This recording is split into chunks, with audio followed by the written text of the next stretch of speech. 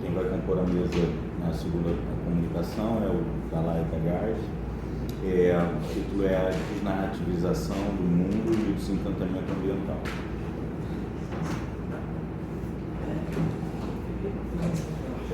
Você não tem slide, né?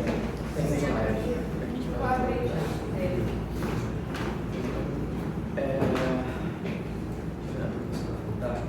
Só um minuto.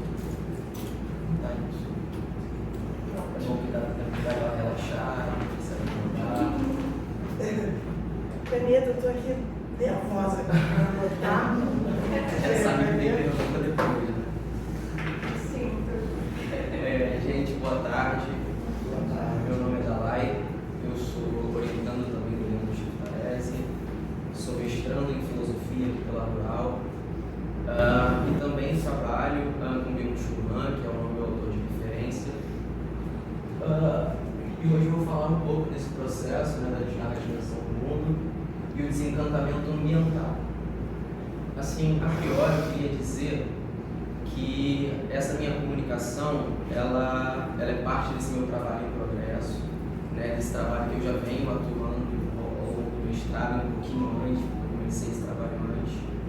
E a pauta da filosofia ambiental não é uma pauta que minha própria, não é uma pauta que eu tenho amplo domínio, e apesar de eu estar nesse lugar aqui de uma certa legitimidade, por estar comunicando a vocês um problema filosófico que é a questão ambiental hoje eu me coloco, assim como vocês, como alguém que está tentando descobrir coisas, né? Então é um lugar de humildade também da minha posição, de ouvir vocês e os trabalhos que eles serão apresentados, para que a gente possa construir junto o que seria essa filosofia ambiental, sobretudo a partir do nosso lugar, da nossa regionalidade, da nossa identidade e um pouquinho daquilo que a gente é. Eu acho que pode mudar para outro slide, Guide. E é interessante... Não, pode passar. Eu vou fazer essa introdução do Byung-Chul, que eu acho que boa parte conhece. Pode seguir, Guide. Sociedade avançada. Não, pode seguir. Aí. E assim, nesse lugar de certa legitimidade, de estar no lugar de comunicação de filosofia, e também num certo lugar de humildade quanto ao encontro com os pares, nesse lugar de discussão e de debate, que é importante para o crescimento filosófico e para esse lugar do pensamento, o Krenak, filósofo contemporâneo brasileiro, ele escreve a obra Ideias para Adiar o Fim do Mundo, também convidado a uma palestra na Universidade de Lisboa. Então, Krenak, ao visitar a Universidade de Lisboa, nesse lugar muito parecido com esse, não esteticamente, digamos assim, mas nesse lugar de discussão de ideias e de encontro com outras pessoas, com outros pares, ele escreve essa obra que é parte transversal assim um pouco da minha comunicação de hoje. Então, Krenak, ele escreve essa obra em 2019, como parte dessa coleção de ensaios, certas reflexões que nascem nessa entrevista, nessa palestra, que ocorre em Portugal, na Universidade de Lisboa. Vamos lá. O meu trabalho, sobretudo, acho que pode passar aí. No meu trabalho, eu discuto as questões da narrativa e da crise da narrativa na contemporaneidade. Deixa eu só usar minha colinha. E que nessa comunicação hoje, eu começo a discursar um pouco do processo de perda das narrativas na contemporaneidade, sobretudo na transição desse mundo analógico, dessa ordem terrena, como o Byung-Chul Han sinaliza, em detrimento desse mundo digital que se apresenta a nós de maneira capilarizadora, assim, em alguma medida, né? Com essa amplitude que o mundo digital hoje assume, né? E a gente parte do entendimento, em alguma medida, em que a humanidade ela está saindo dessa ordem digital para a ordem terrena.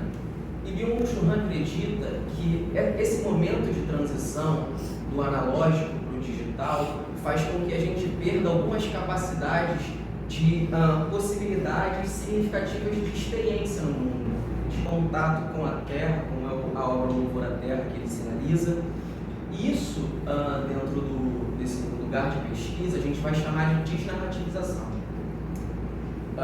E, sobretudo, esse conceito ele começa a surgir a partir da obra de Durão Coisas, que é um outro texto do Byung-Chul Han, e que, além disso, a gente vai sinalizar o processo de desencantamento também a partir disso.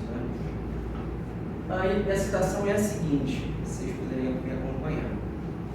A ordem terrena, a ordem da Terra, consiste em coisas que assumem uma forma duradoura e formam um ambiente estável para construir morada. Elas são aquelas coisas do mundo, no sentido de Hannah Arendt, às quais se atribui a tarefa de estabilizar a vida humana. Elas lhe dão uma sustentação. Hoje, a ordem terrena está sendo substituída pela ordem digital, e a ordem digital descoisifica o mundo ao informatizá-lo. Dito isso, antes de entrar no problema próprio da desnarrativização do mundo, é necessário a gente fazer um movimento, dar um passo atrás para compreender esse processo de transição do que seria esse mundo das coisas para o mundo das não coisas, tá? Eu vou até dar uma acelerada, mas eu acho que vocês vão me acompanhar. O mundo das coisas é o mundo da tangibilidade, da palpabilidade, onde o toque, o contato, a troca e os vínculos, elas são formadas através dessa relação entre o sujeito e o objeto. Todo mundo comigo aqui? Perfeito. As não coisas, ou esse processo de descoisificação do mundo, ele começa a acontecer quando aquilo que lhe é palpável começa a ganhar uma proporção daquilo que se torna digital. O livro se torna e-book, o disco vai para o Spotify, o filme vai para o streaming, e a gente perde aquele contato, aquele vínculo que era próprio e potencializador, assim, uma certa abertura de possibilidades de criação de vínculo mais significativo com a coisa, né? Vamos lá. E Hannah Arendt já começa a sinalizar isso também na Condição Humana de 58, né? Porque é isso, se a gente pensar, por exemplo, nas coisas, elas aterram a gente, né? Elas nos possibilitam essa criação de vínculo. A mesa na qual a gente estuda, o computador disposto sobre a mesa, tem uma familiaridade que as coisas naquela mesma projeção, sabe, naquele mesmo lugar, causa um certo afago, um acalento, um bibelô, um livro, um quadro. Ele pode te dizer alguma coisa através da nossa relação com o objeto. E isso é perdido quando esses objetos eles perdem sua corporeidade, né? Vamos lá, vamos seguir. E eu acho que o Han começa a sinalizar isso a partir do advento da Revolução Industrial, porque a Revolução Industrial, num primeiro momento, ela capilariza o mundo das coisas, e eu acho que isso é interessante da gente apontar. Antes as coisas elas tinham um tempo também que lhes era próprio da construção, né? A manufatura de uma jarra, de um copo, de uma taça, ela tinha um tempo próprio do artesão para a construção desse objeto. E quando a Revolução Industrial ela começa a transformar as coisas numa certa cultura de consumo, as coisas elas perdem também seu valor ritual, coisa que o Gabriel sempre traz a gente no grupo de pesquisa. Ela perde o seu valor simbólico, porque um copo, ele perde sua importância, já que a gente tem 300 copos exatamente iguais no mesmo instante. Agora, quando a gente...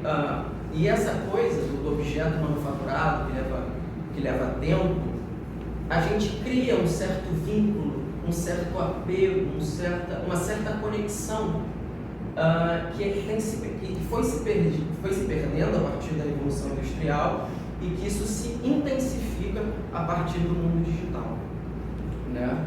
Então, a ordem digital ela acaba descoisificando ainda mais esse mundo ao tornar esse mundo tudo informação, tudo dado, tudo algoritmo. Não importa mais o livro, importa o conteúdo que nele está escrito. Não importa se eu comprei ele num sebo na Cinelândia, no Sol Quente. e que a partir disso, inclusive, eu posso narrar uma história que me crie vínculo, significado e conexão com o mundo, que me aterre. E isso é perdido quando as coisas se descoisificam. Um outro autor, eu acho que pode pensar aqui.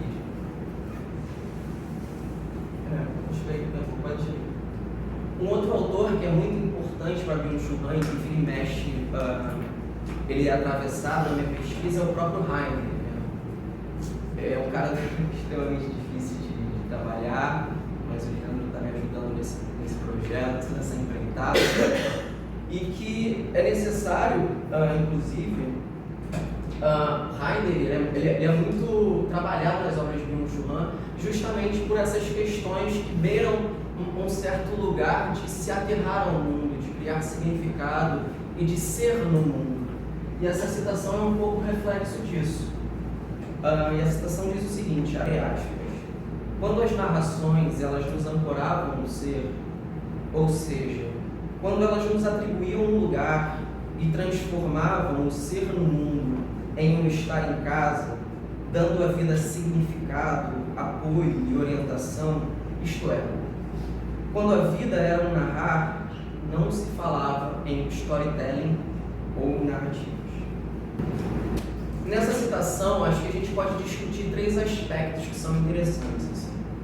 Primeiro é que há um movimento inflacionário. O primeiro é que há um movimento inflacionário das narrativas e por isso ele cita quando a própria vida era um narrar, não se falava propriamente em narrativas, em storytelling. Storytelling aqui, só para sinalizar um disclaimer, ele está tratando dessa apropriação do marketing sobre o que seria essa narrativa com um caminho vendável e de consumo. Então é o marketing se apropriando do que seria a narrativa para vender. E nessa citação a gente pode discutir coisas nesse sentido, né? Mas o que eu quero chamar a atenção está presente no primeiro bloco do texto. Quando a narração nos ancorava no ser, ela transformava o mundo, ela transformava o ser no mundo em um estar em casa. Pode passar aqui. E aí é uma citação do Krenak, Ideias para Adiar o Fim do Mundo. Nessa citação, eu vou novamente fazer um disclaimer só para situar, porque são personagens nessa história, personagens são pessoas, mas eles, para situar um pouquinho, um pesquisador vai na aldeia Krenak para ouvir um xamã dessa aldeia sobre, enfim, N questões que aquele pesquisador queria fazer. E a citação diz o seguinte: o pesquisador ficou esperando até que falou: ela não vai conversar comigo, não? Seu facilitador, que seria um intermediário entre ele e a xamã, respondeu: ela está conversando com a irmã dela. Então esse pesquisador diz: mas é uma pedra. E o camarada, esse intermediário, diz: e qual é o problema? Tem uma montanha rochosa na região onde o Rio Doce foi atingido pela lama da mineração, e a aldeia Krenak fica na margem esquerda do rio. À direita tem uma serra. Aprendi que aquela serra tem nome, taco crack e personalidade. De manhã cedo, de lá do terreiro da aldeia, as pessoas olham para ela e sabem se o dia vai ser bom ou se é melhor ficar quieto. Quando ela está com uma cara do tipo, não tô para conversa hoje, as pessoas ficam atentas. Quando ela amanhece esplêndida, bonita, com nuvens claras sobrevoando sua cabeça, toda enfeitada, o pessoal fala: pode fazer festa, dançar, pescar, pode fazer o que quiser. Ou seja, naquela serra que além de nome tem personalidade, tem alteridade, condiciona toda uma agência do povo Krenak, criando um valor e um significado diferente na relação, e assim valorizando em alguma medida a própria identidade na sua relação com as coisas, algo que foi perdido no processo de hiperinflação das coisas, ainda na modernidade. Eu vou encerrar aqui meu tempo tá apertado, mas é um pouco isso, assim, eu acredito que deixa eu elaborar melhor. Eu acredito que é necessário recuperar um contato, sobretudo com essas experiências narrativas, que essa crise da narração, sobretudo a partir do advento do neoliberalismo e da contemporaneidade, acabou nos distanciando, e que é possível uma outra relação para com o mundo, para além dessa relação puramente algorítmica, fria, causal, né? Porque a gente vive numa relação, hoje na contemporaneidade, de mera causalidade com as coisas.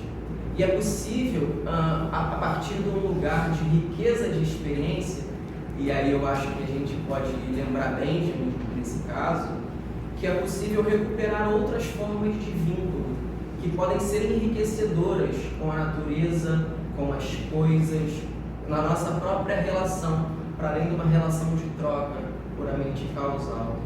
E eu vou parafrasear Krenak para encerrar, e acredito piamente também que o futuro possa ser assim.